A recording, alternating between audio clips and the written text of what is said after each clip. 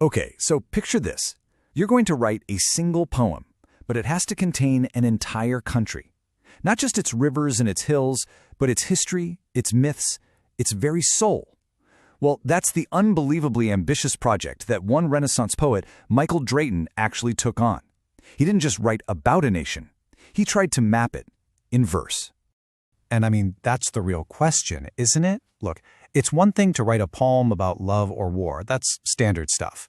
But to try and distill the entire history, the geography, and the spirit of a country into rhyming couplets, that is a monumental challenge. And how Drayton decided to tackle it is just absolutely fascinating.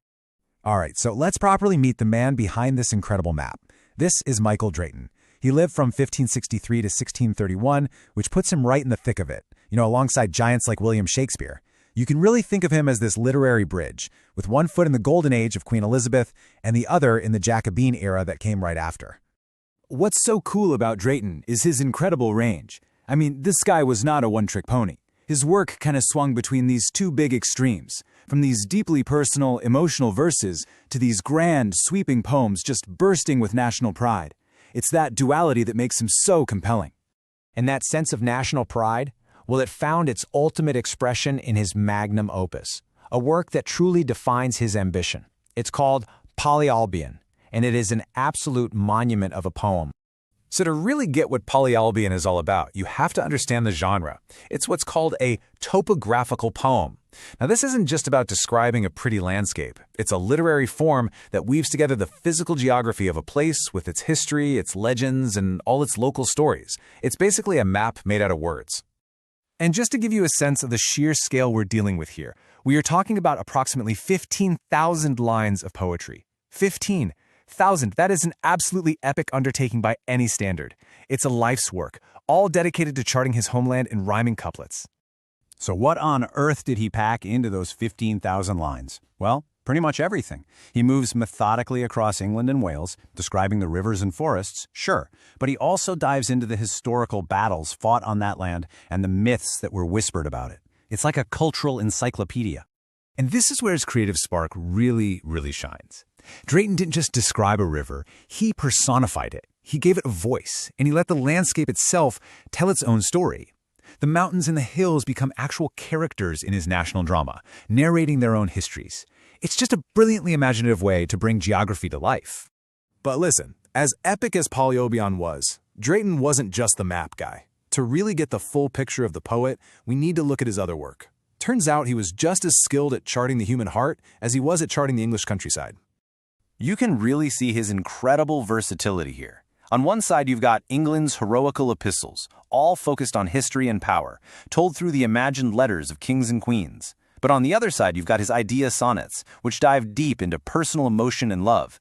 He's switching from these grand historical themes to the really intimate, intense feelings of the human heart.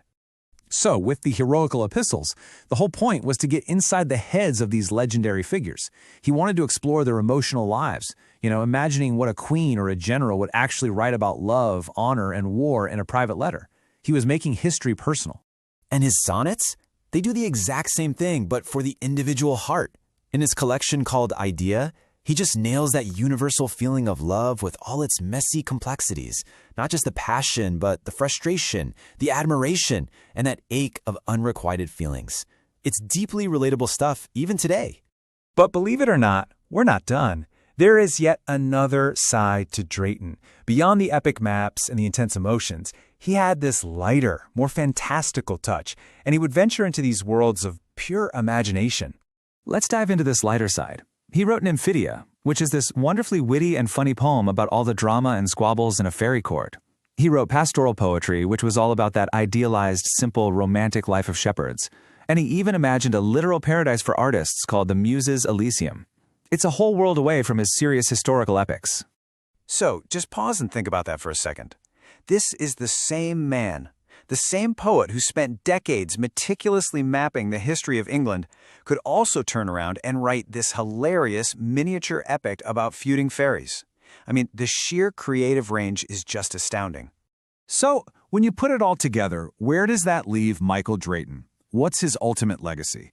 Well, he really stands as this vital link, a poet who completely embodied the transition from one great literary age to the next. I mean, just look at the scope of his career. It was so long and so varied. You start with religious verse way back in 1591, then you get the historical epics, the love sonnets, and by 1627 he's writing about fairy tales. Over 4 decades, his subjects were constantly evolving, but his dedication to his craft just never, ever wavered.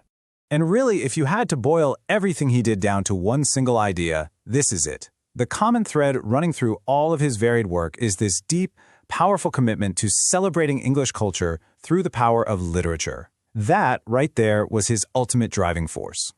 Which leaves us with a final thought, doesn't it? Drayton used a 15,000-line poem.